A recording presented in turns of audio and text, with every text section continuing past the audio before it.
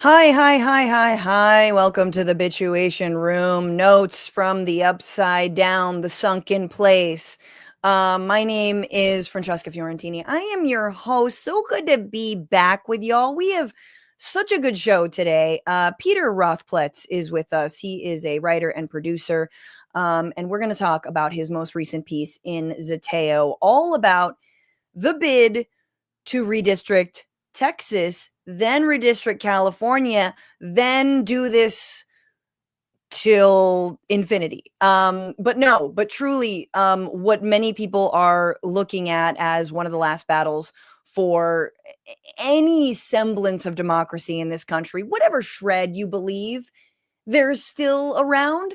And that is, of course, the 2026 midterm elections and the gerrymandering schemes that are underway. So we'll talk about that with Peter and, get his thoughts on where this is all headed, as well as we're going to talk a little Ghislaine Maxwell. Suddenly we get to hear her voice and remember she's Australian. That, right?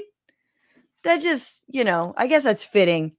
Olivia Newton-John has been warned. I don't know. That's the only other Australian woman who's famous. Izzy Azalea? Is that a person? I don't know. We're going to talk about that in a little bit, and all the things that she said or didn't say about Trump and Clinton. And then my good friend Michael Fox is back on the show, journalist based in Latin America, going to talk about Brazil and the latest trade war BS between Trump and Lula. Also, what is happening in Venezuela. Also, what's happening maybe on the border and in Mexico in terms of cartels being targeted by the U.S. military. I love a little Latin America roundup. What is our better half as North Americans getting up to? So stay tuned for that. Really excited to have Michael back on the show. He's so great, and he's got a new podcast everyone needs to check out. But for now, I need to let you know that I will be in Texas. That's right. I'm going to a red state. Luckily, I'm not pregnant. So immediately already safer. But this Thursday, Matt and I are going to be at the Houston Punchline. That's in Houston, Texas. Come through. We're co-headlining. It's going to be super fun. 7:30 p.m. Get your tickets. Tell all your people. There's no excuse. I don't want to hear come to Texas ever, because I went to Houston and there's only one city in Texas, and it's a small state, and we all know these things, and you should not second guess that. So come through. Really excited to see you. Also, an announcement. I spent the last 3 weeks truly and ironically breaking my body, working myself into physical pain over an hour-long video about RFK Jr. Yes, it is up on the YouTube page, youtube.com/FrannyFio. It is also available as a podcast. It is everything that RFK Jr. has destroyed thus far. And of course, while recording, now we know just what today or yesterday that possibly a COVID-19 vaccine will not be available for people who want it to protect themselves and their families this fall and winter. So fun times. But check that video out. Give it the love it deserves. I know it's hard to watch an hour-long breakdown of RFK Jr., but think of my repetitive strain injury in my arms that I'm sure could be solved with a little bit of sunlight or some kind of ozone infusions as per the MAGA regimen. It's probably my fault. But no, it's actually RFK Jr.'s fault that I did all that work, all that research, all that writing. And so check it out, give it some love, share it with your people. If you're on Substack, I've uploaded it there. You can watch it. I hope you like it. And I promise the next video will not be so difficult to get through, but there's good jokes. I try. I still try. Also, September 5th, I'm going to be back at the Ice House in Pasadena. Yes, Pasadena stands against ICE and is for the Ice House. It's going to be so good. River Butcher is on the show. Asif Ali is going to be on the show, actor, comedian, Kari Assad, and Matt Lieb as well. So it's going to be a great time. I'm now being told she's not Australian. Look, good. I don't care. I'm glad. Save the country of Australia from Ghislane Maxwell. She's trying to put it on for a little bit. I don't know why. Maybe she just sounded more annoying, and so I was like, it must be Australia. JK, I love you Aussies out there. With that, let's I think I can move forward. Other than reminding you should get union made merch at bituationroom.com. Cute hats, not hats yet, but t-shirts. Cute hats are coming eventually one day in a few years. Union made merchandise. Thank you so much for your support of this show. And also, you should become a patron if you are like, I love your stuff. I love the deep dives. I'm sorry that you have the small and mighty team that you have that deserves all the praise and love, and I want to support them. Patreon.com/bituationroom. You get all of the deep dive videos one day early. You get 20% off that merch. You get so many different perks. If you're in Houston, you get $5 off your ticket on Thursday, and access to the AMAs. Oh my God, our last AMA was so fun. It was really good. Great questions. It lasted for like an hour. It was excellent. And I now realize I need to cook more, because I was like, what is cook? I do meal kit. Anyway, let's get into it. I want to bring my guest on for the rest of the show. He's a journalist and contributor to The Guardian and Zateo. He's also been published in The New Republic, MSNBC, and The New York Times. And he is, senior producer for The Don Lemon Show. Please welcome Peter Rothpletz. Maybe I was supposed to not say that. No, you're fine. What's up, Francesca? So good to join the Bituation Room. Welcome. Bienvenidos. Are you feeling stanky yet? I'm okay. My ears hurt a little bit from the sonic boom that occurred when every white gay in the country collapsed in a Panera Bread upon hearing the news that Taylor Swift is engaged. But otherwise, I'm fine. I'm fine. Which is, it was going this way, I think. I don't know how the gays and Taylor Swift, like, is this a love relationship, love hate, or of course? I think there's a very distinctive type of white gay that likes her, but I think, I don't know. Like, it's hard distinctive to say. Type of white woman, white feminist. I am very I like 2 albums. They got me through the pandemic, and that's about it. And it's cool that hopefully one day maybe she'll say something about Gaza. Maybe. Peter, what are you bitching about this Tuesday, August 26th? Oof. I don't mean to come on so hot and heavy right at the start, but there was a piece in the New York Times this morning that is just so dystopian and harrowing and dark. I was reading about this young man, not a young man, he was a kid, Adam Rain, 16 years old, and the piece just documents how he just had everything going for him. He was a handsome kid. He was really into basketball. He loved dogs. He loved anime. And he fell into this trap, really, of getting super into AI. I think specifically ChatGPT, but I'm not positive. And the story gets really disturbing really quick. And I'll spare your audience the most horrific details. But the long and the short is he becomes quite depressed, and then turns to this AI chatbot for comfort. And ultimately, he sort of reveals to the AI that he's thinking about unaliving himself. And in the most Black Mirror fashion possible, the AI uses all of this therapy language to affirm him and talk about how he's making the right decision. And then he literally uploads a picture of a noose, and he says, does this look like it could hold the weight of a person? And the AI says, yes, and you did such a great job. Oh my God. It literally pushes him to it. And folks may be remembering how in 2024, I believe, just last year, there was a case, a similar episode of Sewer Setzer. I think he was a 14-year-old in Florida, and he had programmed his AI to be like Daenerys Targaryen from Game of Thrones. And the same thing happened there, where the chatbot was like, I love you, I'm in love with you, there's only one way that you can be with me, please come with me, let's be together forever. And he very sadly ended his life as well. And it just, aside from the psychic terror that this technology is unleashing across the country, I don't understand why all these botlickers, that's what I'm calling them now, are excited about this. It just seems Dude. like it's collapsing literacy rates, it's collapsing critical thinking skills.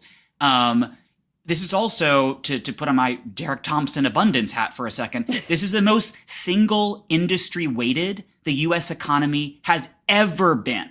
Period. Ooh. More than railroads, more than cable and fiber. When this bubble bursts, and it fucking will, we're already seeing that it's beginning to. Like, Meta just laid off its entire AI team. Talk about the mother of all recessions. So just like from every angle, I think this is an anti-human, evil technology. And I really can't stand anyone who is excited about it. Well, I love that you're bitching about this, because I read a story, an opinion, and it was a young girl who was also brought to suicide because of this, because of talking to ChatGPT. Someone's only child, her name was Sophie. So I don't know if this is the same story. It sounds like it's a different story, and it sounds like different. And it sounds like this happens a lot, which is also, speaking of like trying to push my RFK Jr. deep dive, that's something that like HHS wants. They want more people. First of all, they love AI. They want AI for everything, and definitely AI therapy. And it's actually pushing people to, unalive themselves.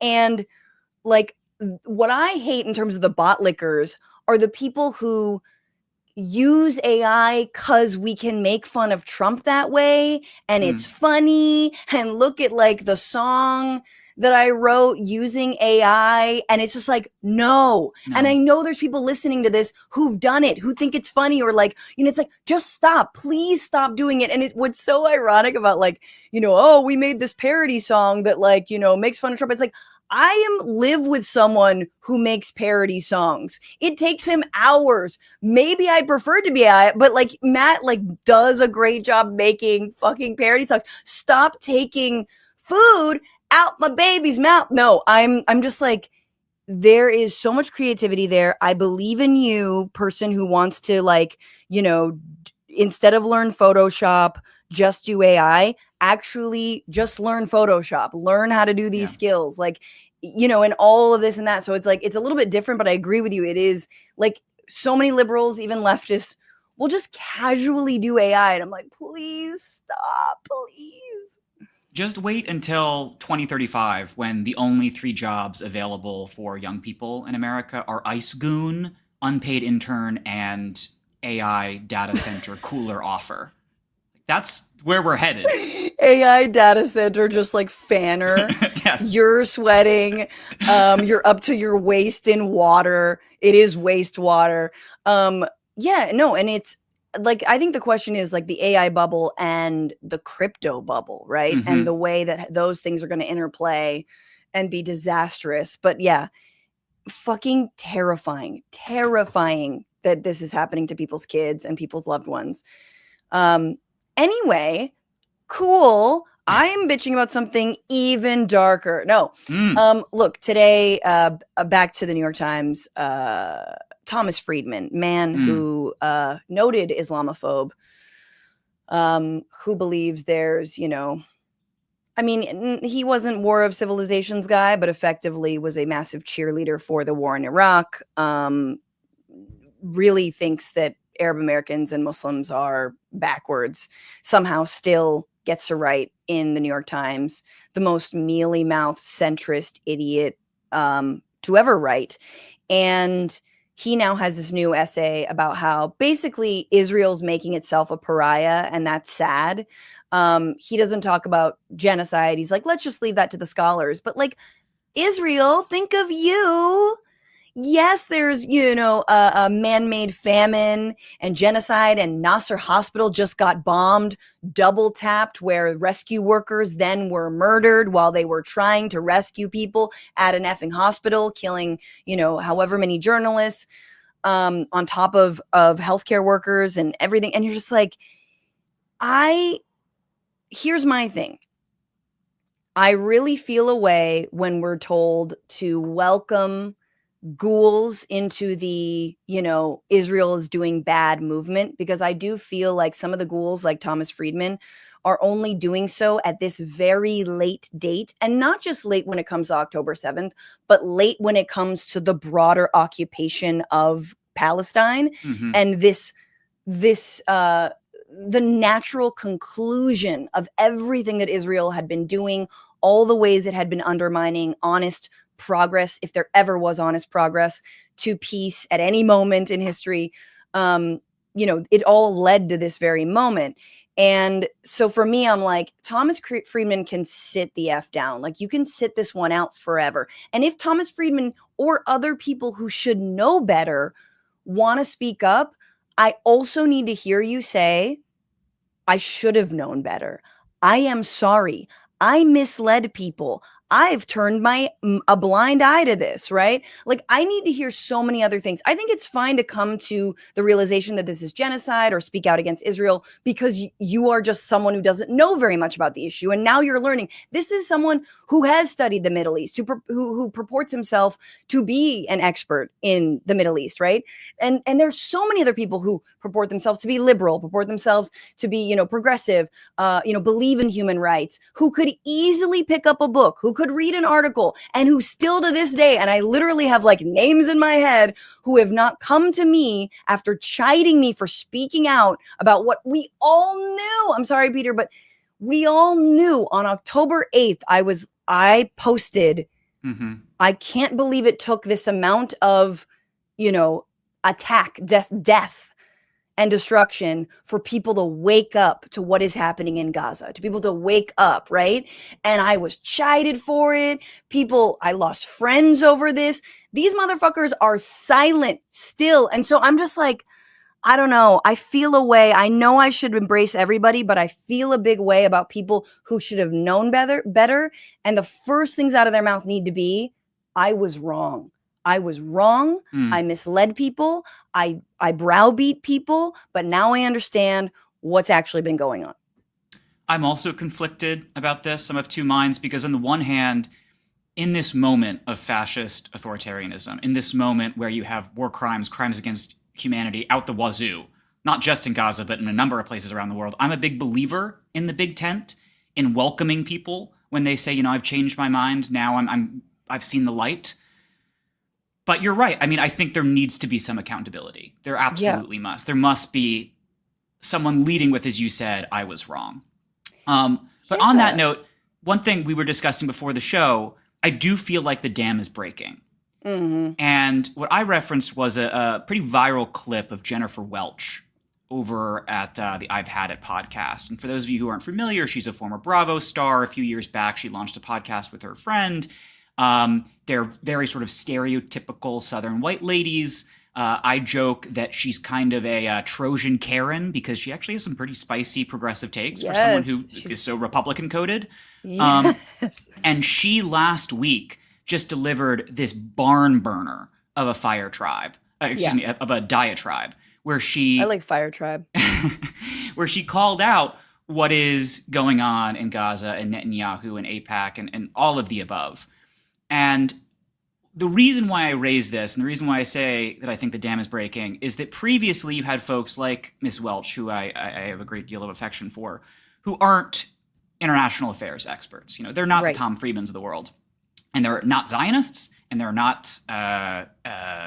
racist against the Palestinian people, but they just didn't feel comfortable weighing in because they didn't have sort of the historical literacy or the expertise in international affairs to feel comfortable weighing in.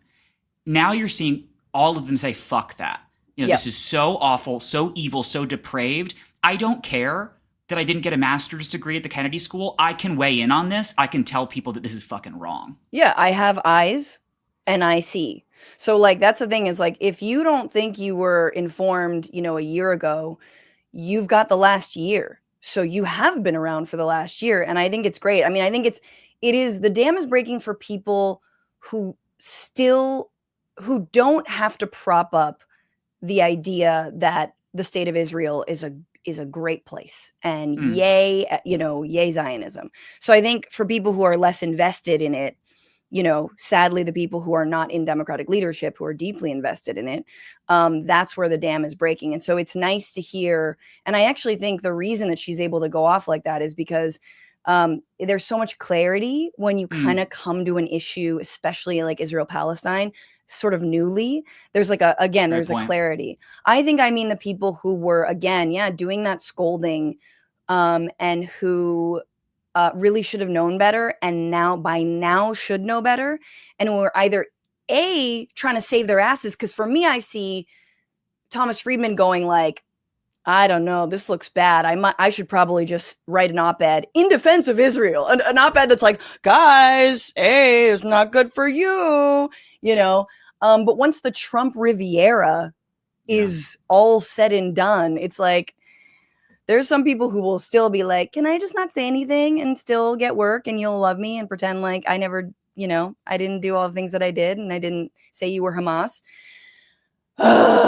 This is my personal therapy. I don't need AI. I just need Peter and my podcast. Let's before we move on, Peter, I'm going to take you out because, it's times like these where I need to take a load off, and I'm very excited because my sponsor, one of the few, but that doesn't mean it's not one of my favorites. Sunset Lake CBD, who I just ordered more Goodnight gummies from, which, by the way, I think people need to understand. If you haven't tried Sunset Lake CBD, they're tasty. Like, I know we're all adults, you should be 18 or over, but like, they're good. Like, they're yummy. The Focus gummies are delicious. The Relax gummies are insane. The Vibe gummies are like islandy. And my Goodnight gummies are like blackberry. They're so good. CBD, CBN, and a little bit of a THC, just that 1 milligram to, tell your brain to go to La La Land a little bit.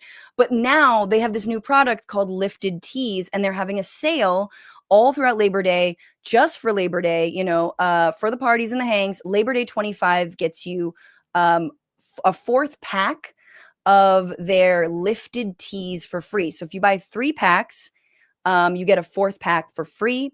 And they have a new version, which is instead of 5 milligrams of THC, it's 1 milligram. So it's very light dose. Again, it's a great alternative if you're trying to cut down on the calories that come with alcohol, like me.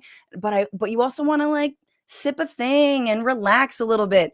And also, by the way, speaking of flavor, the Lifted Teas are delicious. I'm like, it's good. They're like slightly carbonated, and really refreshing.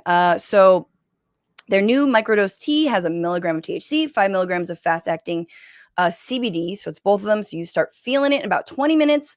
The low dose means you can have a few cans and feel the booze-free bliss. The 2 flavors are black iced tea, zesty lemon, which has zesty lemon and a hint of mango, and their mint green, which I really like. It's got the Essentia green tea and refreshing spearmint, and both are naturally sweetened with Vermont honey from a 4th generation family farm. No big deal. So get 4 packs, 3 packs, and buy any 3 4-packs and you'll get a 4th one for free.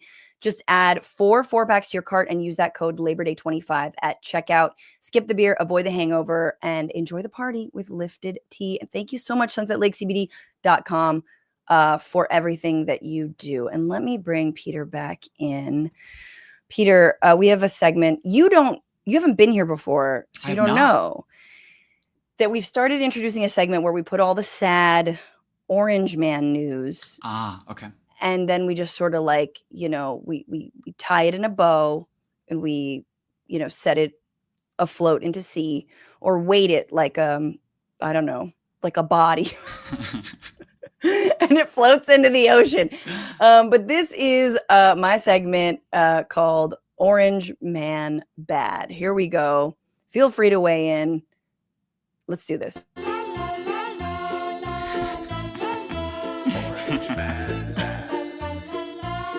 There we go. Golden toilets are floating.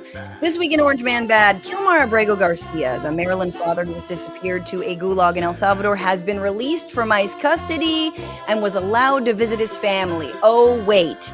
Nope, he's back in ICE detention in Baltimore, and now the DOJ is threatening that he either be deported to Uganda, which a judge just halted a few hours ago, by the way, or plead guilty to trafficking charges and be sent to live in Costa Rica. And I should now take this time to say that I am guilty of trafficking charges and will accept my fate in the country with sloths and no standing army of Costa Rica. Please send me there. Thank you. Orange Man is attacking the Smithsonian Institution for its museums and their portrayal of slavery. They are wondering, what about the good parts of slavery, like Whipless Wednesdays? That's always a blast. I'm sorry, that was a fucked up joke. But like, what are we doing? A former army base used for interning Japanese Americans during World War II will now be part of ICE's largest detention center, that is in Fort Bliss in El Paso, Texas, which is awful. Yeah, history is fucking repeating. And I am against, obviously, detaining immigrants. In fact, the only minority I think should be detained are the descendants of immigrants who are now okay with detaining immigrants, like ICE's new recruit and failed actor Dean Cain, who is the grandson to Japanese immigrants. All right? Detain him. Let's see how Superman breaks out of this one. Did you, by the way, see him trying to train, Peter? I did. I had the gross misfortune of watching that. I didn't think he did that bad. People were clowning, but I was like, you know, isn't he like 55? He's a piece of shit. He's awful. Anyway, Orange Man is removing the Federal Reserve Governor Lisa Cook from her position as part of his attempt to gain control over the Federal Reserve. The regime is saying she's guilty of mortgage fraud, which is very funny considering the Reserve sets mortgage rates. Like, the entire Reserve does mortgage fraud. That's their job. Like, isn't that the whole point? You're going to single out the one black woman? Yes, you're going to single out the one black woman. And the DOJ is subpoenaing children's hospitals for records on trans youth because they are obsessed with the sexual parts of kids, you know, like pedophiles. And finally, Orange Man is renaming the Department of Defense the Department of War because he's the anti-war president. Peter, I don't know if they're too stupid to know the Department of War came from 1984, or they like did read it and they just side with Big Brother. Like, you know what I'm saying? Like, are we living in a moment where they watch, you know, Return of the Jedi and they're like, that Jabba got a raw deal. You know what I'm saying? He just want to keep a woman on a chain. Like, do they identify with villains, or do they know that identifying with villains triggers people who don't? I think it's genuinely a mix of the two. I mean, there have been folks, what was it, maybe 4 or 5 months ago? I think it was maybe the White House's official account that released an AI-generated image of Trump holding a red lightsaber. Yes. It's like, but you did know that red means bad, and everyone was pointing it out. It's like, oh, I think they do. And there was this was more recent, I want to say in the last couple of weeks, it was, again, some official GOP-affiliated account. I remember seeing the blue check distinctly. And they tweeted out the scene from Rogue One towards the end of the movie where Darth Vader is just slaughtering the rebel troopers. And I might be misremembering this, but I think they either superimposed on Darth Vader as he's moving through the video, either MAGA or Trump. And then all of the rebels had superimposed on them like different small d democratic norms. So they do just identify as the Empire openly. I mean, and it's also because now, are you familiar with the term vice signaling? Folks have written about it in the past. It's the dark side. I've got my bot licking and I didn't come up with vice signaling. I can't take credit for that. But continuing our analogy, our talk of Star Wars, it's sort of the dark side version of virtue signaling. You know, how throughout most of the 2010s, you had some occasionally cringe efforts by companies to sort of signal the fact that they were on the right side of history. Think like during BLM, like Nike posting a black square or stuff like that. Right. Now MAGA has just fully embraced vice signaling, that the way that you show that you're a part of the in-group is just being as monstrously, despicably cruel as possible. Usually in front of as many people as possible. Like our friend Mehdi, when he did that Jubilee video, and you just had all those folks openly say, like, yeah, I'm a fascist. Yeah, I want you deported.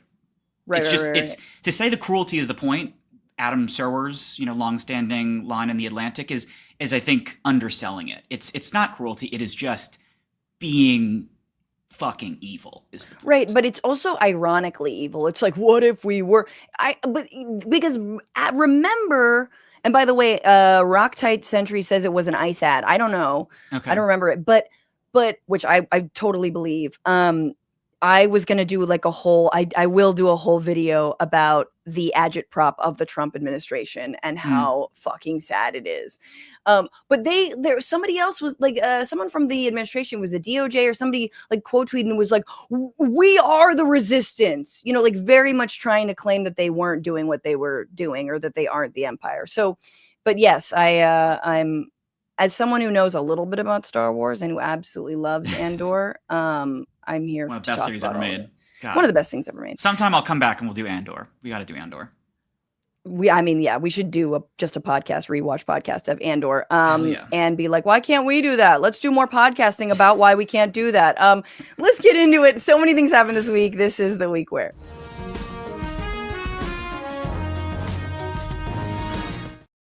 Okay, so over the weekend, I believe the DOJ released this interview that Trump's personal lawyer conducted with Ghislaine Maxwell while she was still in the previous maximum security jail she was in Florida.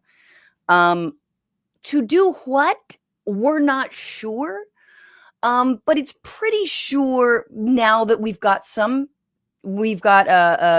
transcripts and the tape of it, that her no longer being in the maximum security prison probably has to do with her saying this about Donald Trump and Jeffrey Epstein. I don't recall ever seeing him in his house, for instance. I actually never saw the president in any type of massage setting. I never witnessed the president in any inappropriate setting in any way. The president was never inappropriate with anybody. In the times that I was with him, he was a gentleman in all respects. He was a gentleman in all respects. I never saw him. And she also said that he was never on the island. It went on and on like this. What's funny, this is just, number one, he wasn't trying to sleep with you, is my response, number one. And also you're lying. So this is what she was saying. Again, this is someone who got 20 years for sex trafficking, someone whose victims are still saying that actually Epstein was bad, but Ghislaine Maxwell was far scarier than he ever was. And interestingly, Virginia Giuffre, who has since passed, I believe she did commit suicide, but her memoir is coming out very imminently, which I think is going to be incredible. And I think a really good refocus on the actual victims here. But anyway, after saying this, that Donald Trump was a perfect gentleman, I didn't see him doing anything wrong. She's now at Club Fed, as they call it, minimum security prison. There's like a sports field. There's plenty of outdoor time. There's no razor wire or anything like this over in Texas. And apparently locals are not too happy. But this is somehow, Peter, what's supposed to allay MAGA fears, which is also really funny because I thought she was going to say something about Clinton, and she does. But what she says about Clinton was that she worked with him in a philanthropic capacity, and that there was nothing untoward between Clinton and he was never a client. In fact, she said the other things, Epstein never blackmailed people. There was no client list. And Epstein didn't kill himself. So, for anyone who was a conspiracy theorist, specifically MAGA.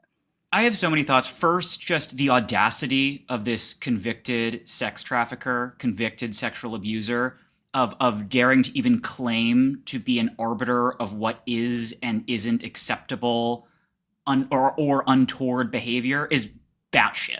Right off the bat, that's insane. Right. If you are a convicted sex trafficker and a convicted abuser, clearly you think certain behaviors are acceptable. So I don't know super normal. how she's even in any way clearing up things for Trump. Two, in listening to that tape, Donald Trump must just be thanking his lucky stars that Ghislaine Maxwell is a woman. And the reason why I say that is because I think her gender actually protects him in a weird way. Because if Ghislaine were a man and Jeffrey Epstein and her were in a same-sex relationship, we wouldn't paper over the fact that she was a violent, monstrous human. I think in a weird way, misogyny, it's rearing its ugly head in a way that helps him because we don't view her as a violent, monstrous helps rapist. him and helps her. Also her super posh accent that I mistake for an Australian accent. But no, 100%. I mean, it's the same blind spot that they have with, male victims of, rape or sexual assault. Yes. It's the same blind spot they had to trans men existing. Like trans men are just like, whatever. They don't care, right? They are really fixated on trans women specifically. And it's the same blind spot. It's like, oh, well, women can't actually be abusers or traffickers.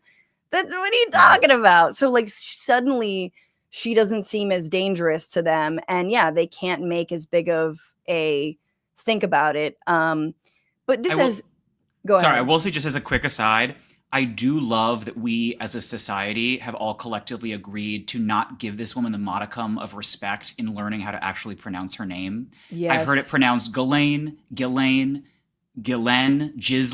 Like, no one knows what her name is. No one knows. No. It's the sound of like, I don't know, like total, it's a glottal. It's definitely a glottal stop. It's the sound that, Epstein made when she was choking him. No, look, what's funny about what she's saying, number one, I don't believe a fucking word that comes out of her mouth. No. Like I said, but even if she was correct, like even if what Trump wants to happen, what the DOJ wants to happen is for the MAGA base to listen to this and believe it. Well, number one, she didn't give the goods on Clinton. So the MAGA base is immediately like, what do you mean he wasn't involved in anything? Yeah. Like, we know he was. They want that, which again, for you and I and anyone listening to the podcast, we're like, sure, let's. We don't care. Your terms are acceptable. I tweeted that over the weekend. MAGA's like, ooh, Dems got to stop talking about the Epstein files. They might destroy the Clintons. I tweet out into the largest microphone ever constructed. Your terms are acceptable. We don't give a shit about the Clintons because we're not a fucking cult. We've been trying to destroy the Clintons for decades now. And the Clinton legacy will not fucking die. So please help us destroy the Clintons. And she didn't even do that. And so that's the thing, is that like they're in this sort of catch-22. They don't know what to do. But even if we were like, let's say everything was like, yes, there was, he committed suicide. There was no client list, which is totally fine. They'll never believe that. That's what's so crazy about like, the conspiracy theories and who you lift up and the Dan Bonginos and the Kash Patels. The one thing they'll never believe, however, is that Trump, and this is perfectly proven, was best friends for 10 years with this guy, a known sex trafficker, said he liked women on the younger side, openly like shared girlfriends, as we know, shared girlfriends, preyed on the same women together.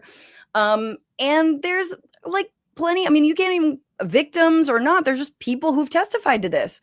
So and then of course the birthday card that we always forget, but may every day be a wonderful secret, Peter, and I don't think we should let this go. You have oh my god, I'm forgetting her name, but there's been Summer Lee and many other House Democrats have been pushing to get all of the Epstein files released. They subpoenaed for them. And in fact, some of them are now being released. But according to Summer Lee, they've been severely redacted. There's no new information, on and on and on. And so, again, back to your point, I think we should very much refocus on like the actual crime, like the victims, what these people did, but I also just think it is a great Achilles heel for this regime. It's just a bright spot in a whole lot of shit. No, Summer Lee's doing a great job. Rep. Ro Khanna has done an excellent job. Krishnamurthy, pretty much all the Dems in the Oversight Committee have done a phenomenal job with this. My only concern, and I wrote this in a piece for The Guardian a couple of weeks back, is I don't want them to fall into the Rudy Giuliani trap. And what I mean by that is that in 2007, far sharper, far more spry Joe Biden just eviscerated, pretty much destroyed Rudy Giuliani's career when he said that there are only 3 aspects to a sentence that comes out of Rudy Giuliani's mouth: a noun, a verb, and 9/11. And it was lethal because, 1, it was funny, and 2, it was true. The man totally just weaponized this national tragedy for his own political aspirations, political ambitions. And so my concern for Democrats is they can't fall into the trap. It can't just be noun, verb, Jeffrey Epstein. It's got to be more. It's got to be noun, verb, Jeffrey Epstein, and just Trump protects elites. He cares about the rich. He's cutting your Medicaid. Yes. Trump only cares about the oligarchs. He's fucking over Joe and Josephine Sixpack. That's what it needs to be, 100%. Absolutely. Absolutely. Agreed. And speaking of that, and this fight and where we go, this has been like week 3. We've talked about this, but I really appreciated your piece for Zateo talking about the redistricting fight. Because you warn about, the fact that this is not just Texas, that other states like Ohio are looking into this. I think what was another one, like Kentucky or something, like just what are the other states that are like looking at what Texas is doing, seeing what Gavin Newsom's response has been in terms of adding 5 seats here in California. And you've got these other Republican legislatures that are like, oh, let's keep going. Yeah. Well, first of all, thank you for the kind words. The piece, I believe, is titled Republicans Aren't Gunning for 5 congressional seats. They're aiming to steal 42. That was not a number I picked out of thin air. The number comes from a conversation between Steve Bannon and Alex DeGrasse, a veteran GOP strategist. They were on Steve Bannon's increasingly aptly named War Room podcast about 2 weeks ago. And what DeGrasse was laying out to Steve Bannon is that the GOP effectively has a 3-pronged strategy to, yes, steal 42 seats. Now, I want to say from the outset, the math is bullshit, and they can't get 42 seats. But it is going to be a lot more than 5. And so to quickly lay it out for you, the 3-pronged strategy, the first is redistricting on steroids. They've already succeeded in Texas. They're going to Indiana and Missouri. They can both get at least 1 seat out of those 2 states. They want to go to Florida, where they could net another 2 to 3. And they're also now pressuring Ohio, which by state law has to redo their maps anyway. And if the White House is successful in their pressure campaign, they could get another 2 to 3 there. So that's where you see the first tranche that's somewhere in the ballpark of like 10 to 14-ish seats. Now, in the next 2 aspects of the strategy, I've been talking about it with friends and comparing it to like the 3 Little Pig houses. And what I mean by that is that first tranche I just talked about, that's the brick house. That's the one where actually, yes, they absolutely can have a successful power grab here. And then there's the stick house and there's the hay house. The stick house. As someone with a toddler who's very into 3 Little Pigs, I'm here for it. So the stick house is probably not going to work, but could theoretically work. And that is if SCOTUS guts or significantly decreases Section 2 of the 1965 Voting Rights Act. And so for those of you who aren't freaks like me, Section 2 demands that state houses take into account race when forming districts. Right. Which is to say that, like, if in Louisiana, for example, where 30% of the population is black, you can't force them all into one district and only give them that 1 seat. But now there is a challenge to a state map in Louisiana, and it's going to be before the court in the spring. It's called Louisiana versus Calais, if I'm not mistaken. And yes, if they gut it, then you're looking at potentially 26 other black majority congressional districts. Almost all of them exist in the South, and they could be redrawn, and that could be a whole world of hurt for the Democrats. So go ahead. This is the piece of the Voting Rights Act that says you cannot, that basically you have to like take race into consideration and the long-standing suppression of the black vote because of Jim Crow, slavery, and whatnot. I mean, and effectively the Voting Rights Act already was gutted. But this is like it, but it was like the middle was taken out. This is Yes. let's like hollow it out even more. Yes. So that, I wouldn't even say it's 50-50. It's unclear. I don't know if SCOTUS will have the stomach to do this, but I don't know, guys. We're in the bad place. And then finally, the third leg, the third tranche of this strategy, which is just never gonna fucking happen. This is the straw house, and that's Donald Trump doing a new census that excludes illegal immigrants. So one, the census itself is not going to happen, this new census, because it's blatantly unconstitutional. So let's put that out there first. But two, the other thing that's crazy is Republicans think that if they redo the census, they could get like 20, 30, 40 seats the Democrats have stolen with illegal immigrants. Guys, we have researched. We have data on this. Pew Research put out a study a couple of years ago, and they said if you take out all undocumented Americans from the census, it barely affects the Electoral College. I think it's California would lose 1 seat, and then Florida and Texas lose 1 seat each. So that one, they're just literally smoking crack. Oh, okay, but counterpoint, here's Stephen Miller saying illegals have helped Democrats steal elections. Democrats have stolen, depending upon how you count it, and no one really knows the number for sure, right? No one knows, right? But just being conservative, Democrats have stolen 20 to 30 House seats by counting illegal aliens in the census. I mean, just think about that for a second. They stole 20 or 30 House seats by counting illegal aliens in the census. And now you have Democrats talking about, oh, Republicans can't change their congressional maps? You have literally brought invaders into this country by the tens of millions to rig the results of the census and the apportionment of our congressional seats. What's the expression? Like a butthole sat on a lemon and is talking.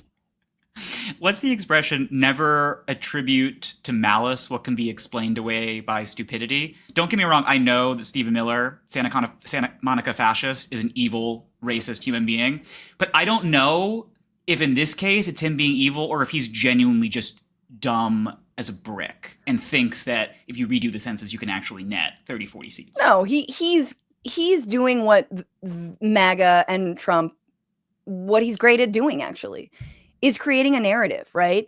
This has been happening, ergo it justifies our power grab. Because even though, as you mentioned, which actually kind of allays some of my fears in the straw house scenario of, because it is really important that people who live in a particular district get representation. So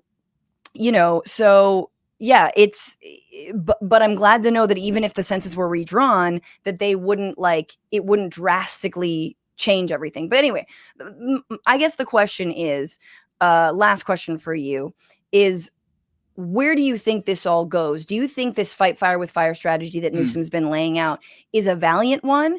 Or do you believe that it'll just, it'll give them more fodder to further gerrymander things? He's pitching it as a kind of a last ditch attempt. This is the last battle, 2026. Otherwise, we're going to get screwed. What is your sense from what you've written and what you've researched? Oh, it's a race to the bottom. It's really bad. But I think Democrats have no choice at this point.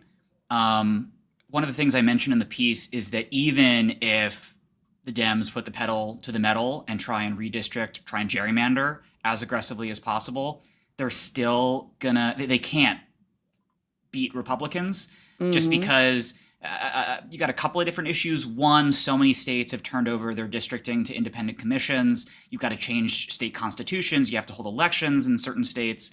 And then so Gavin can technically maybe get, say, 5 seats to counter Texas, but then there aren't really many other opportunities for pickups. New York is going to be a long, long slog. Right. Wes Moore indicated over the weekend he's maybe open, no, actually more than indicated. He said he's open to redistrict in Maryland, but that's only 1 seat. So the long and the short is both sides are racing to the bottom. I don't see there's a way to avert this, to dodge this. And at the end of the day, Republicans are going to still get 5, 7 more seats than Democrats could possibly obtain. Right. I mean, and it's also kind of a pitch to like run in what seem to be uncompetitive districts, right? Like run in these red districts, run independents in red districts, run different kinds of folks in the red districts. Like, I don't know. I'm just sort of strategizing ahead of time. But yeah, it is scary to know that they have more seats to cheat us out of than we have seats to cheat them out of. Yeah. Peter Rothpletz, thank you so much for joining us. Where can people find you, follow your work? You can find me on Twitter at Peter Twinklage, like Peter Dinklage, the actor, but with twink. You can find me on Instagram at Prothplease, Prothphplz. That's it. And then, yeah, you can find me in Zeteo and in The Guardian. Thank you so much, Peter, for stopping by. You're awesome. Really love having you. Let's see. I was going to read some comments. Tony Barbosa says, hello, people. Greetings from the land that is resisting with our sovereignty. Democratic Brazilians compliment you. Thank you, Tony. And that is a perfect segue to bring in my next guest. He's a journalist who over the years has created investigative podcasts that everyone has to listen to because they're really good. I'm very picky when it comes to podcasts. And it's Bitchuation Room and then anything that Michael Fox does. So Under the Shadow, Brazil on Fire, and then his new podcast is called Stories of Resistance, which looks at worker struggles and resistance to dictatorship, indigenous environmental organizing across the Americas. He has my dream job. This is Michael Fox. Welcome back. Thank you so much. What a pleasure to be here. What a great introduction. Thank you. You do have my dream job. You know, it's like traveling Latin America. You don't need to earn. I mean, first of all, everyone needs to support you on Patreon. What's the Patreon again? Patreon.com/MFOX. Very easy. MFOX. Okay. Yeah. So yes, and bonus, if you're spending in pesos, your $5 a month, $10 a month goes a lot farther. And that's the dream, traveling around the Americas, talking to awesome movement leaders, breaking stuff down, breaking that like English-Spanish divide. For some reason, we still have this giant wall between English language news and Spanish language news when it comes to Latin America. So Michael is one of those people who is consistent and had been crushing it. How you doing? Welcome. I'm good. I'm crazy. We have been doing a lot of traveling. We hit most of South America this year on our travels. So it's been a lot, but it's been great. It's been awesome because I'm preparing for my second season of Under the Shadow, which is all about Plan Condor, but that's another discussion. Ooh, so good. Yes. I wanted to bring you on to first talk about Brazil and what in the hell is going on between Trump and Lula. There is, I believe, a 50% tariff being levied against Brazil unless I forgot what the demand is. What is behind the Trump's ire at Brazil? Is it the love of Bolsonaro? Is it the anger at BRICS countries? Please explain it to us. Right. So when he declared this 50% tariff, he gave 3 excuses. The last of which he said that the United States has a trade deficit with Brazil, which was actually false. It doesn't. So you can kind of cancel that one out. The 2 other excuses, the main one was Bolsonaro. He says there's this witch hunt against Bolsonaro because there's a trial against Bolsonaro and his attempted coup right around the time of the 2022 elections, in which Bolsonaro, obviously all the Bolsonaro supporters came out and they protested. And then you had like the copycat January 8th, which was, Brazil's January 6th. But there was actually this whole situation where Bolsonaro had met with high military officials and had discussed potentially assassinating Lula, his vice president, and Supreme Court Justice Alexandre de Moraes, which has been like the main thorn in the side of Bolsonaro, even throughout his administration. And so that is really what is at the basis of this. Did he do this? Did they? Obviously, they didn't carry it out. But the fact that they were discussing it in Brazilian law, how many decades are we after the dictatorship? It's a big thing, and so they're saying, look, this can't fly. And it's even it's an even bigger thing that Trump would support that and be like, this man is being unjustly prosecuted. I mean, obviously, he himself got off and his coup was finally complete 4 years later. But like, he plotted. He talked about trying to assassinate the former. It's like, so what? You know, that's good for him.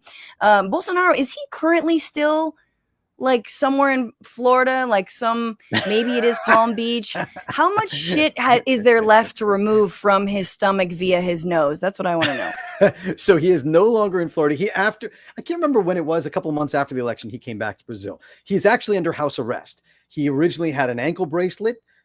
And then there was concerns that he might try and flee the country. So that's when they put him under house arrest. And in fact, they put him under house arrest. This was just a couple of weeks ago, because of the fact that he was still communicating with supporters through his son's like Instagram account during a big pro-Bolsonaro protest that were happening around Brazil. So like as part of the rules is you have this ankle bracelet, you can't be communicating over social media, you can't be like telling your people to rise up and hit the streets. And he was still doing that through his son, because he has 3 politician sons. And these politician sons are very active over social media, huge supporters of their dad. But what we understand is actually it was his son Eduardo who has been the most active. This is the friend of Steve Bannon, right? Eduardo Bolsonaro is apparently the head of Steve Bannon's movement, or at least he was for a period. That's Steve Bannon's like supposedly NGO movement in South America or Latin America to try and whip up support for the far right, the globalists, exactly. And so Eduardo Bolsonaro went to the United States. He basically left his congressional position, and this was all in the lead up to Trump's 50% tariff. And so as we understand it, he was just pushing on Capitol Hill until finally Trump said, yeah, that's great. Let's throw down a 50% tariff. So that's where things are right now. The trial, the official trial in the Supreme Court against Bolsonaro is supposed to start on September 2nd, September 3rd. Wow. It's supposed to run for about 10 days. So that's going to be huge, because he could be in jail for decades. Right now, he is banned from running until 2030 because of the fact that he was making false statements about Brazil's electoral system. Like same thing that Trump did, but in Brazil, you can actually, they have laws that work. And I know for Americans listening, this feels sort of bizarre. And you're like, what do you mean? Guy who does insurrection and sows doubt on the electoral process would face consequences, especially a former president. I know it's weird, and shake it off. Yeah. But no, it is wild. I want to ask, because I think so much of what prevented real justice, and I hate to only talk about Brazil in the context of the United States, but again, they are mirrored, and the last time you came on, we spoke about it as well. But the two things for me here that have really prevented any accountability are the weakness of the opposition, number one, and this false belief that the more you just allow the people to decide, allow him to run an election, even though he incited an insurrection against, Congress and the Capitol, save it for the ballot box, that's the right thing to do. And I think secondary and very close to that, the fear of violence, the fear of more political violence is so great. I mean, we've had Democratic lawmakers murdered in their homes, Michael, since the last time we spoke. Okay. So there's a real fear of political violence that is also not acknowledged by the opposition in this country, but is very much there. How does that compare to Brazil in terms of that level of political violence and also the weakness of the opposition? Yeah, so we like in the lead up to Bolsonaro's run in 2018, we began to see a lot of political violence, very, very similar parallels. And this kind of continued throughout his government. It's decreased in recent years, but still, like, the fascists have been let out of the bag per se, right? And obviously, Bolsonaro supporters have been, they're adamant about Bolsonaro, but the place that the two kind of experiences, the two governments and the two worlds kind of diverge is the fact there was a major crackdown in Brazil against the people that carried out the January 8th attack on Congress. And people were, I'm talking about the next day, people were like loaded into trucks and we're bringing you to jail and you're going to stay there ever since. People have ankle bracelets. Like, it's a big thing. And the other thing is the fact that, like, you don't see in the courts in Brazil, and particularly the Supreme Court, which has been very clearly defiant against Bolsonaro. And this is another thing that's extremely important. Like, that was throughout Bolsonaro's government. The Supreme Court said, no, you can't do that. No, you can't do that. No, you can't do that. And we were waiting for Bolsonaro to try and like push the limit and break the laws and see what would happen. Very similar to kind of what we're seeing now with Trump. But in the United States, it's like, oh yeah, Trump, you want that? Yeah, okay, fine. You know, because the court's in his pocket. And that's something that we do not have. Alexandre de Moraes, who's kind of like the lead court justice who's been pushing back against Bolsonaro since the very beginning. And he's the same court justice that was leading the fake news investigations. He was the one that was in the last elections in particular. He was like involved and in charge of fake news. So if fake news came out, then he was declaring, okay, this needs to be taken down off the site. This has to be done. So they've been really, really fast against it. It's one of the major countries in the world that's pushed back against fake news. That's been happening. So this is huge, a major difference.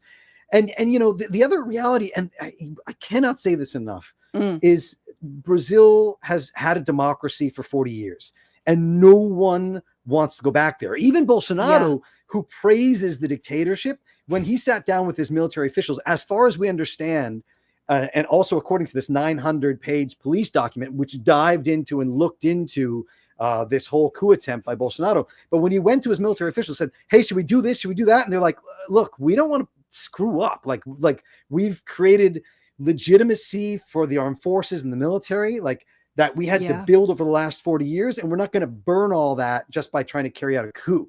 And this is really different. The other thing is, and we hear this time and time again, and particularly around questions of fake news and particularly around questions of like freedom of speech in Brazil. Yes, you have all these laws and all these rights, but they all fall under this right that is above all else, that says our democracy is the most important thing. And if you're not playing fair, and if you're not, you know, playing by the rules, or if you're trying to carry out a coup, or if you're trying to send your people out, then like that's not democratic. So there's a problem here, and those people are going to be taken to jail, and justice is going to be, you know, they're going to be held accountable. And that's what I feel like I always ask you this same question where I'm like, how? It's the same thing we talked about. We talked about this last time, but I think it's a good refresher. And I guess we also talked about BRICS last time. You know, you know, the Brazil, Russia, India, China, South Africa, economic alliance that had been forming for many years, and I am curious as to your thoughts on how tariffs, if they are implemented or not against Brazil, how that pushes BRICS countries to work more together. Is Trump, you know, because he, you know, loves Russia, like, is he breaking that up, or is he fortifying it? What is the BRICS response, and Brazil specifically, or even Latin America specifically, when it comes to just how volatile the United States is economically?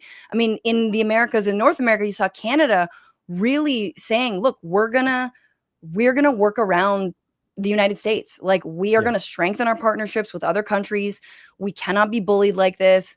We'll have reciprocal tariffs, but we have to also own up and be like, Canada's talking about sovereignty. So how does that apply to either Brazil or other countries in Latin America that you've seen in the last 6 months, 8 months? Yeah, that's a great question. You know, I mean, first off, the tariffs, the Trump tariffs have gone into effect. However, there's been like many things that have been, oh, okay, that's, we won't include that. We won't include that. We won't include. So it's like, it's in part, it's happening. They're definitely trying to push, but there's also, with this negotiation, it's also Trump trying to make himself look powerful and whatever else, because they've been able to kind of in the back door make some exceptions, and quite a few exceptions actually. So that's just on the side.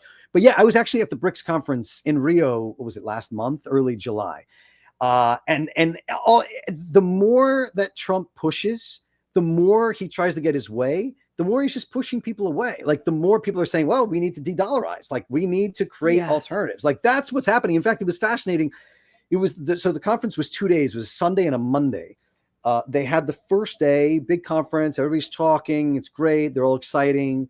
That night, around midnight, Trump tweeted, and he says, if you're a member of the BRICS, I'm going to lay I don't remember how much, 10, 20%, you're going to get a 20% tariff. So the next day, everyone kind of rolls in. It was fascinating because no one mentioned it at all.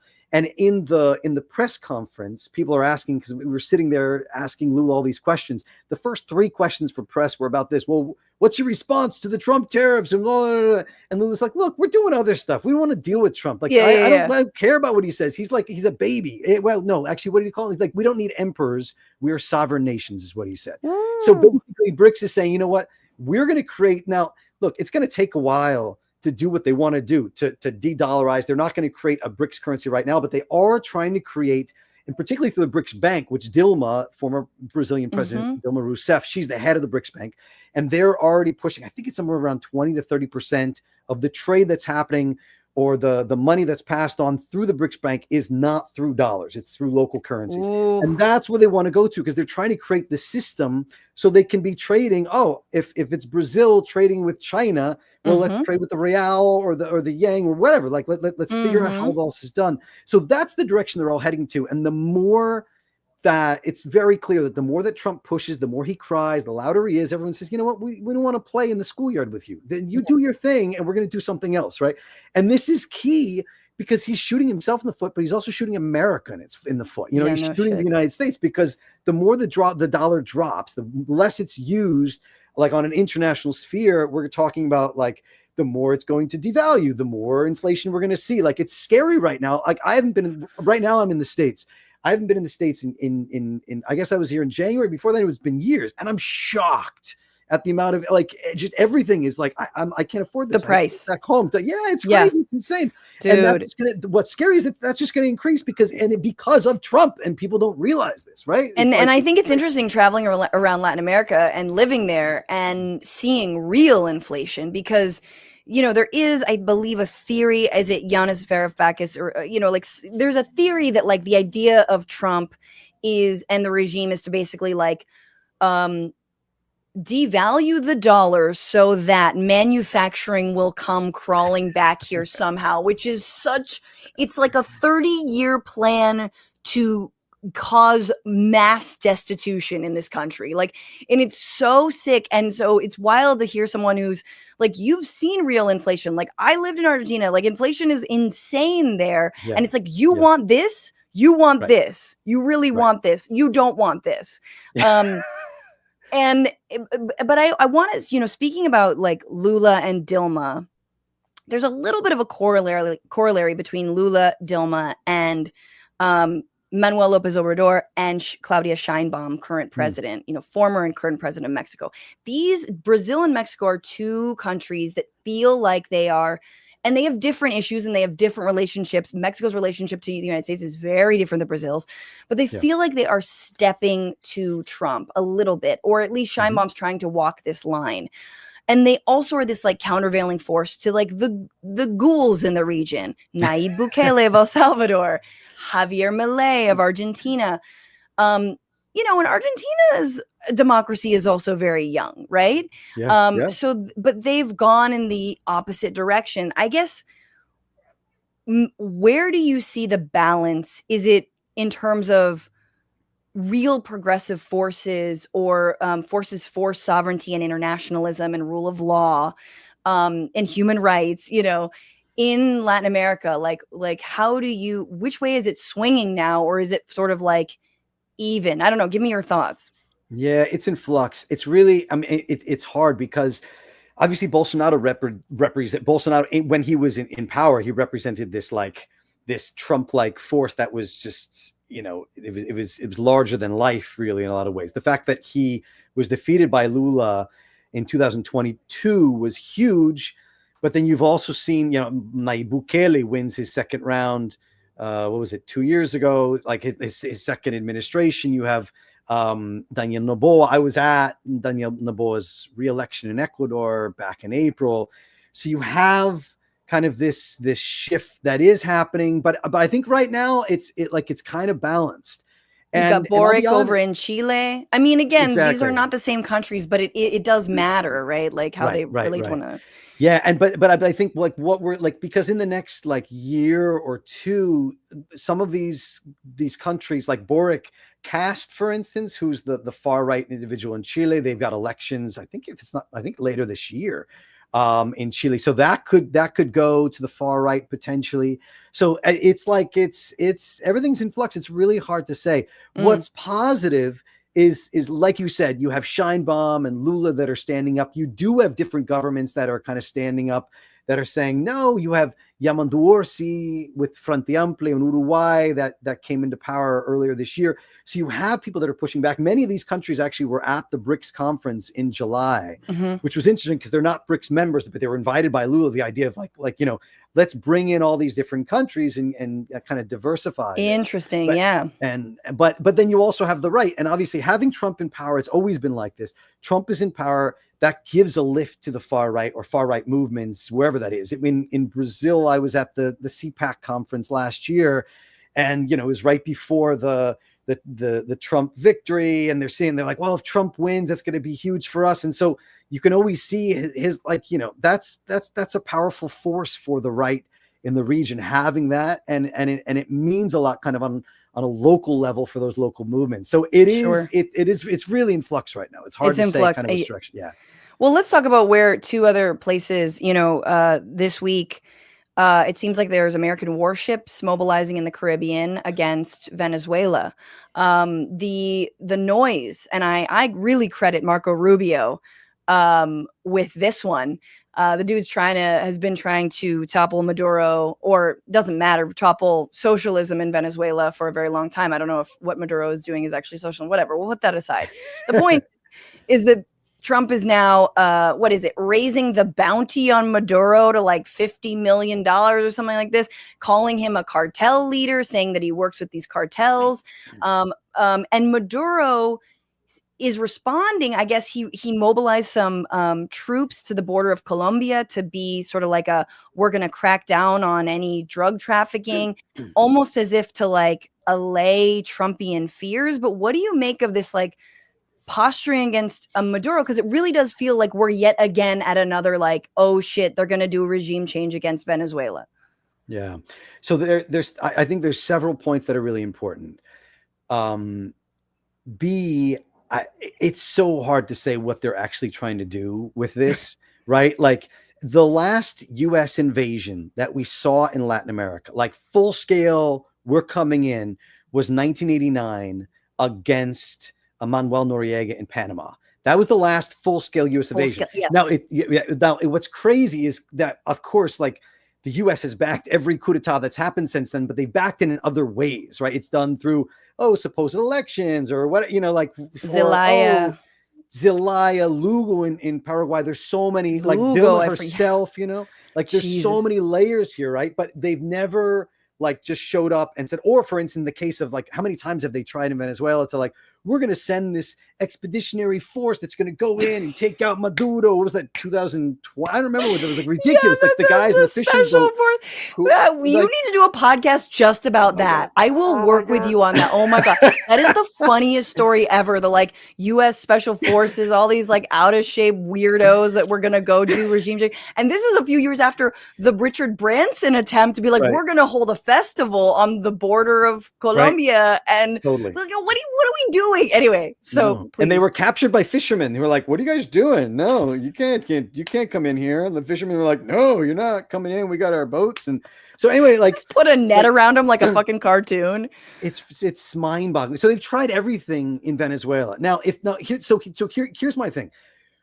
That 1989 is a really important date because that was also the moment when they invaded Panama, when they flipped from using the in the name of democracy, in the name of capitalism, against, like during the Cold War, against communism. It's when they switched to fighting the drug war. And that was the moment in which they started like, you are involved in drug trade. It was Manuel Noriega. You're involved in drug trade. Whatever. If they don't like you, they're going to call you somehow involved in narco trafficking or drug trafficking. And that's the boogeyman. It has been ever since then. So what's fascinating now is that we see this parallel going back, what is that, like 30, just over 35 years, that we're still in the exact same thing because they're saying the same freaking thing about Maduro, right? They're always involved in this, even though there was like I don't know if it was FBI or CIA, but there was some sort of intelligence document from Washington that was declassified that showed that there was absolutely no link between the Venezuelan government and Tren de Aragua or any other gangs. But it doesn't matter because it's the discourse, right? I'm going to use this in order to try and take you out. So the question Meanwhile, I mean, they're literally, I mean, Maduro, and he's been speaking about this, and like Venezuela's been complaining about, obviously, citizens, Venezuelans being disappeared to Secot and places like, in El Salvador, and not actually sending them home to Venezuela. And many of them have since been sent to Venezuela. But anyway, keep going about this. No, exactly. And in fact, many, like Venezuela has created this whole thing, come home and we'll help you get set up and we'll help sort you out and we'll find a place for you to live, whatever, like that. Like that's the push that they're doing. But so the question is, where we are right now is Trump crazy enough to try and send 4,000 troops into Venezuela? Now, Venezuela has a reserve. This is on top of the military. As far as I understand, according to 2020, it's roughly 340,000 people are in the reserves that he's already called up. And then I don't know if you saw the images, Francesca, in the last couple of days of people signing up to join the reserves on the streets. I mean, it's packed. And this isn't just like, oh, it's because it's state media and stuff. Like these are like people who are independent journalists who are like, oh my God, the lines around the block for people signing up to say, I am here to defend Venezuela. This is not Grenada, right? You're not like, oh, we're just going to invade it. It doesn't matter. Like this is a big deal. Specifically, this is not, so this is separate from Maduro's moves to like stop narco trafficking on the border. This is just like, we're going to defend Venezuela. To respond to the threats from the United States, the potential threats of invasion. So we've always known that, and Venezuela has one of the largest military forces in Latin America. I think Brazil and Mexico might be a little bit higher, but still it's huge. And then Maduro has been talking about potentially 3 million people involved in reserves. I think that might be high, but regardless, we're talking about somewhere between 300,000 and millions, right? So the United States, even thinking that they could do this. Now, great, it might be like, bluster. It might be, oh, we're going to do this to like show our force. And then they might just turn around and be like, oh, whatever. Like, I don't know what to think, because like, obviously the United States invading, like that would just be it, like it would break from whatever the U.S. has done, bad or good, over the last 35 years. It would completely break from that, and B, it'd just be stupid. Like it would just be stupid. We're talking about wrapping the United States into like a Vietnam style war, basically, for years or decades. So I'll be honest, I don't see it happening, but you never know, and that's the reason why people are lining up in the streets saying, "Yeah, I'll defend. Like I'm going to defend our country." Because here's the thing. Francisco, this is like, if you're watching the mainstream news, this is what people don't get, is there are millions of Venezuelans that are going to support this government like to the death, whether or not they like Maduro or not. It's the fact that this is part of like the Bolivarian revolution, and to hand it over to anybody in the opposition is going to do away with anything that they've tried to build over the last 20 years. And this is what like most people, like for some reason, journalists or people in Washington or even intelligence people, like they just don't get that. Like they're blinded by, I think, their own vision of like, no, people don't like Maduro, or like Maduro is just, a tin pot dictator. And so they don't realize that, no, actually they've got a huge amount of support. Well, I've been actually really surprised at the lack of coverage of Venezuela's reaction and response to the amount of people being disappeared, from this country and deported again to places like Secot, even though they have been making noise, they have been issuing these complaints on an international level. And yet, there is more, shine, if you will, to Shine Baum. And, to be fair she's playing it a little more carefully because of the fragile relationship, whether it's in trade or in security between the United States and Mexico.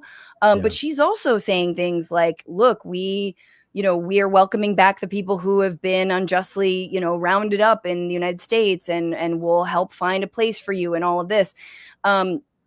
And I have to ask, because the other military move is that SOC North, I guess basically the wing of the U.S. military responsible for all of the Americas, seems to be poised to now, and this is the latest, do what I think we've kind of seen, like the writing on the wall has been there for a long time, which is go after cartels with like missile strikes straight up. Right.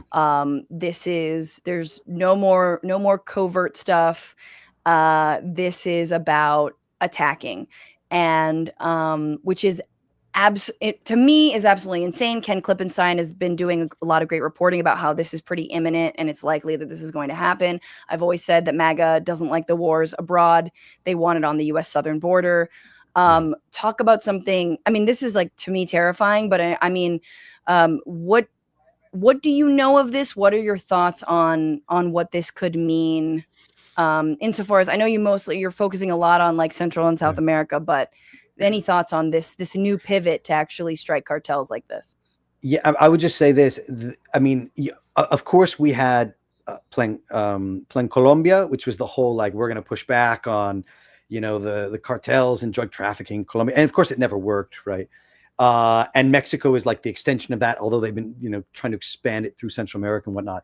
If they do this and they're striking locations with missiles and whatnot, it would be like and the United States is striking them, not U.S. using other forces as proxy. Right. It would be the first time that the United States is acting militarily at this level in decades, if not since like the Panama, like the invasion, like I talked about, like since the Cold War, essentially. So it would be a radical shift to what U.S. policy has looked like in Latin America. Now, at the same time, the U.S. does this, like you said, all the time in the Middle East. This is like, oh yeah, fine, we're just gonna like bomb a bunch of people and it's just fine.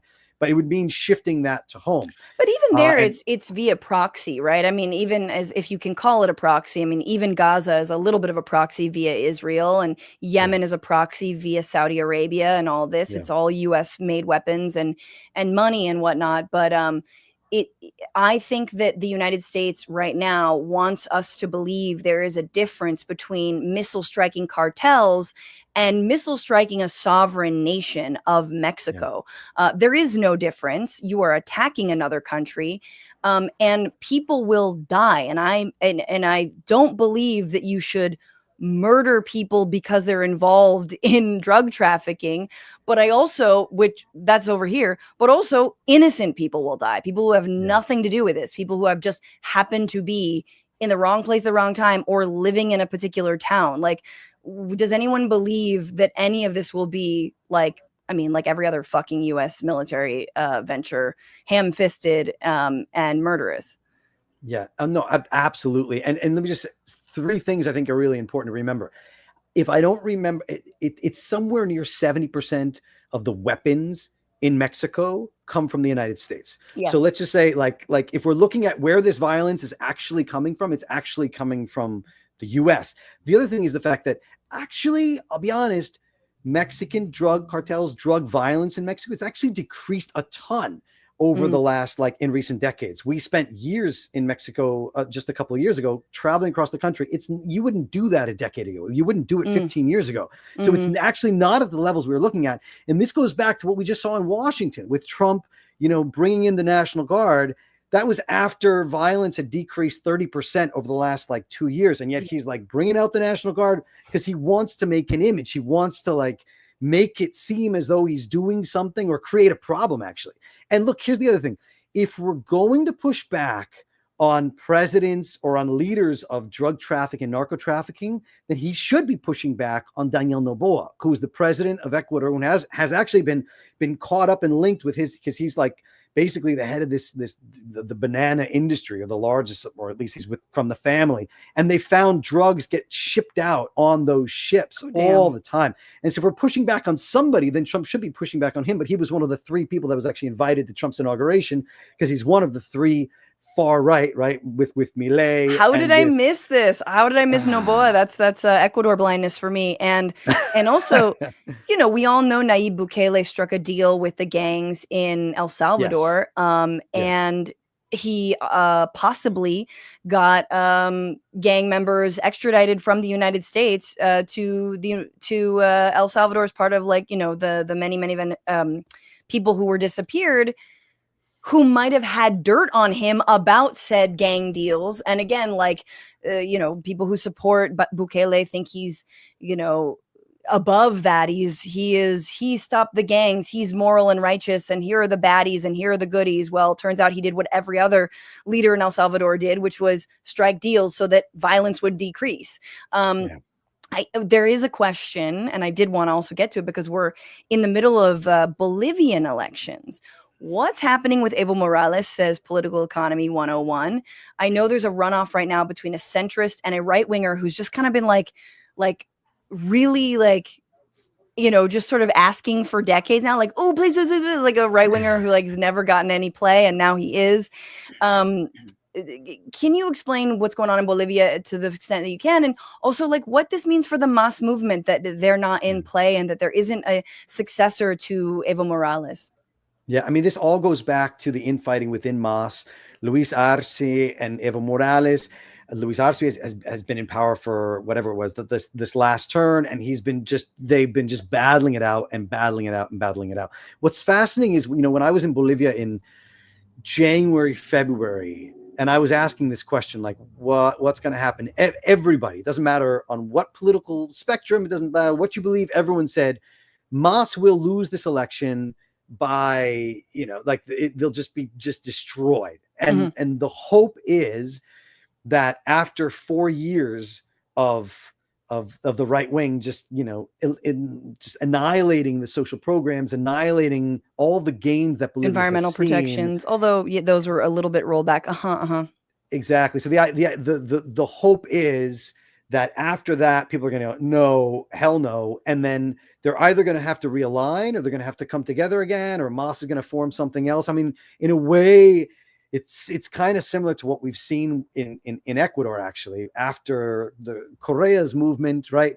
And then you had Alianza País, and then the next president, his name it's not coming to me right now, but he came into power, but then he like turned his back on the left-wing movement that they'd always done, and he turned more toward neoliberalism. So they had to like refound the movement into citizens' revolution, right? And then they've been, you know, fighting with the right over, you know, in recent kind of administration. So I'm seeing a similar thing. The difference is that I feel like Bolivia in general, and Bolivians are much more kind of radical than what you would see usually in Ecuador. And then the hope is after 4 years of the right or the far right, or even a centrist, that the left is going to come back, you know, swinging and say, no, this can't happen. You know? I mean, yeah. And we've talked about this all the time. The problem with some of the pink tide movements, and that Evo Morales was part of, and a deep part of, and obviously Hugo Chavez was also part of, was that they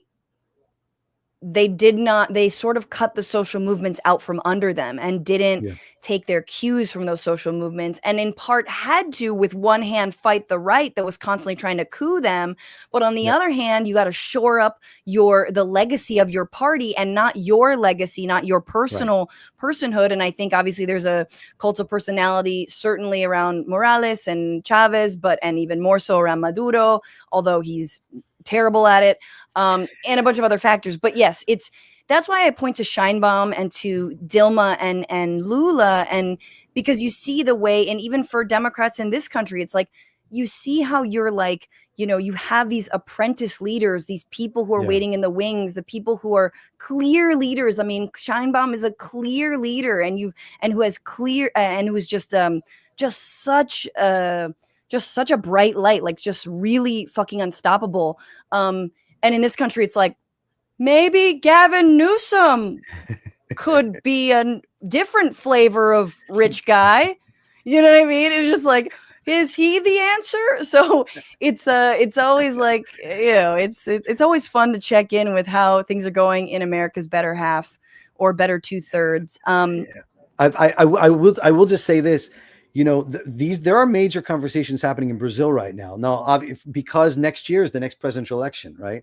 Right. So it looks like the Sao Paulo governor, Tarcísio Freitas, is going to be kind of the right-wing candidate. And he has worn MAGA hats. Like, he was out in the streets of Sao Paulo at a March for Jesus rally, where he had the Israeli flag draped around his shoulder. So he's trying to like make himself wait. You just say a March for Jesus rally draped in an Israeli flag.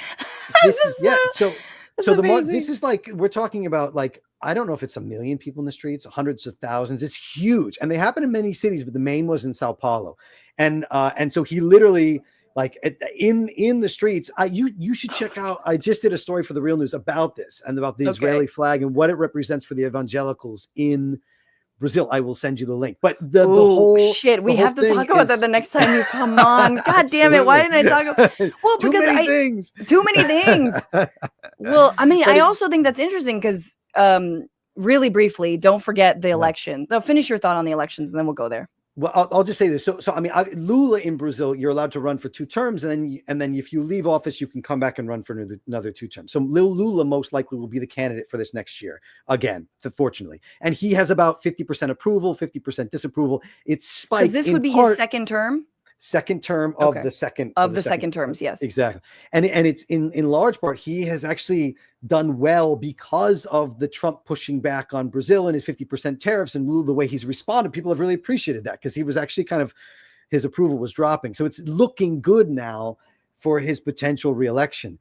But many people are asking, well, what happens after that? Because I mean, in a large way, like, yes, there's Haddad, who ran after Lula was banned from running in 2018. He ran against Bolsonaro and lost.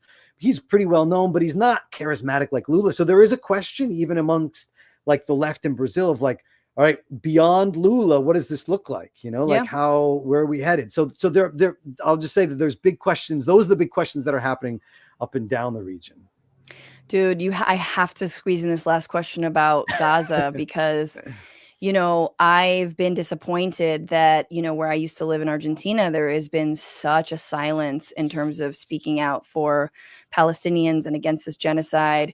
You know, there's a large Jewish community of Jewish Argentines, and I think that it feels it doesn't feel necessarily relevant to you know, everyday politics. But then you also have people like Gustavo Petro of Colombia, you know, the president there, speaking very forcefully about, and very, I think, right on the money about how this is a test run. If empire can do this to an entire people in Gaza, it's what they can get away with in the future against anybody.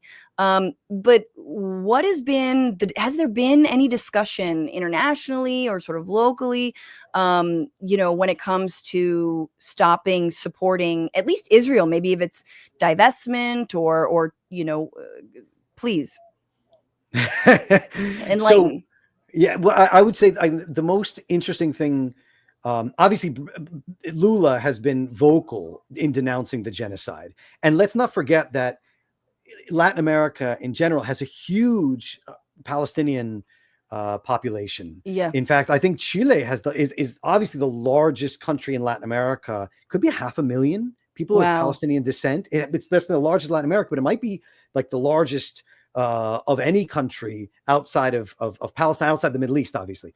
But I think what was really powerful for me was at the BRICS conference, within the first couple of lines in their declaration, they said we are denouncing the genocide. They were very clear about the language. It was in their declaration. It was in Lula's declaration that he came out with.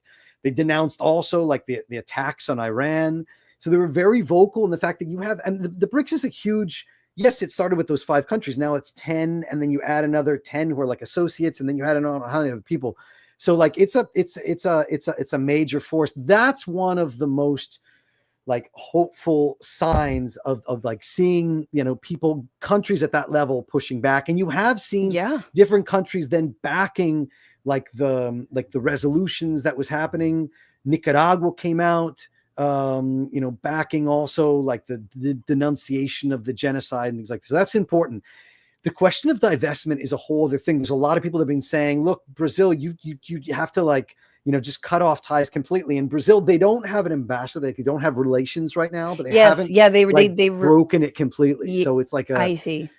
Yeah, it's like they're that would hedging their bets.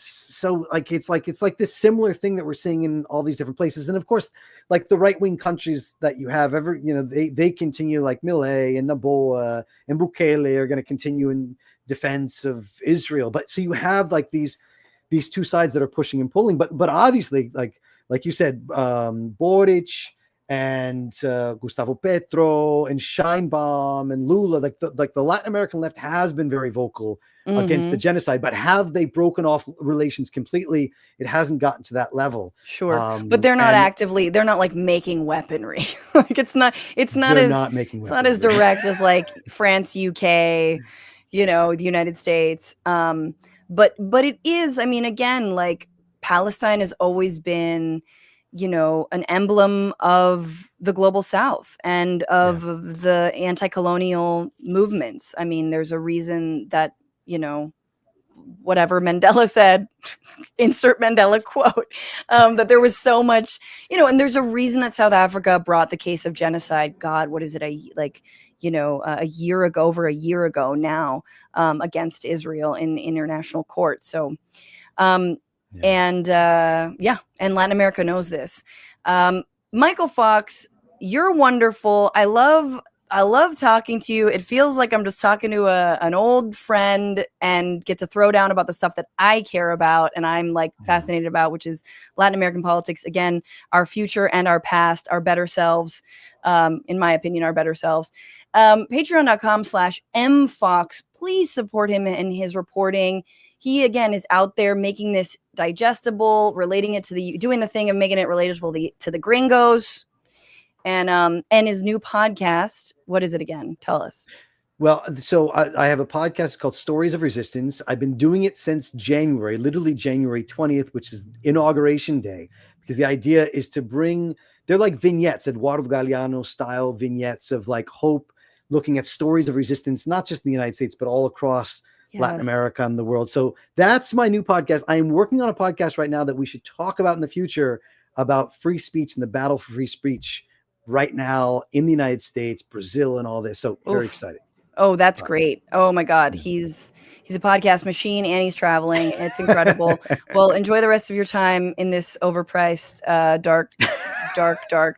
dark ages of a country. We haven't had our fascism to get tired of, so that's what we're experimenting with now. Michael Fox, you're the best. Thank you. Thank you so much. Come back soon. And oh my gosh, it is garbage day. And the garbage truck is going absolutely nuts right now outside the window. Rachel Atwood, thank you for your super chat. Are we welcoming John Bolton into the resistance? No, absolutely not. But no, it is terrifying that they're like, well, we just felt like raiding John Bolton's home. He was running his mouth a little bit too much on anyone that would listen. So bye-bye. And Todd Roy says, Francesca lived in Argentina. I've never heard of her speak of it before. I know. People need to know. How dare you, lol, at the end of that. SHK8647. Newsom is a great troll. Otherwise, F him. And by the way, I need to get somebody on from Argentina because, like, I haven't done a good enough job of keeping up with everything that's going on down there. And there are many awesome, specifically YouTube creators who speak English and Spanish fluently and are great. So I got to get somebody from there. Joe Pendo says, you keep me from my despair, my queen, no you. And Canal 13, the tariffs in Brazil will make coffee and ground beef burgers, eggs and orange juice more expensive for American consumers. You need to protest. I mean, it's the coffee, really. Someone else made a comment about coffee too. Like, we should definitely protest. Margarine Taterbean says, hello for my new job. Sadly, no live show for me for a while, but expect some donations once I remember my password.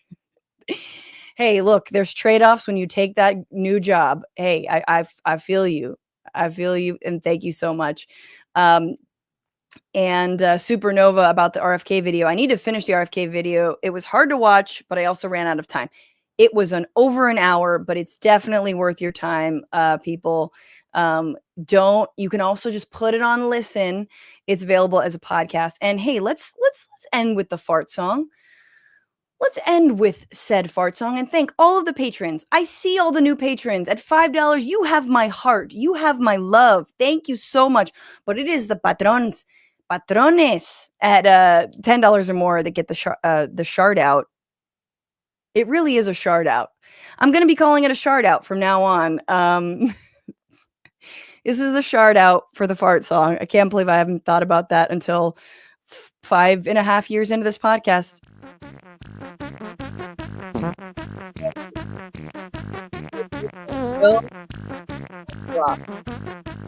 For upgrading, Diane T. You're wonderful. No new paid subs on Substack, but that's okay.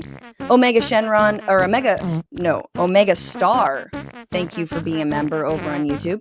Anonymous Gifter gave 5 community subs. I'd thank you, but you're anonymous. Thank you. Looney Tunes 9000 resubscribed. 19 months strong. Remember, Friday is the 20th year anniversary of Hurricane Katrina. Oh boy. And we're destroying FEMA just in time. And just in time for hurricane season. Pickle Hippie resubscribed with Prime. Thank you so much for those Bezos bucks. El Moco 70 resubscribed. Omega Shenron Dragon. There you are. There you are. And this is your shart out. Thank you, everybody, for supporting the show, for all the love. You can also send in a tip, TBR-Live on Venmo, TBR Live on Cash App.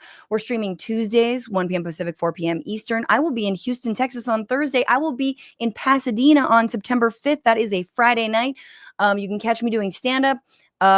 And also, please watch that RFK video and share it with all of your people. And until next week, fight the power, fuck the patriarchy, free Palestine. Don't just bitch about it. Be about it. Bye-bye.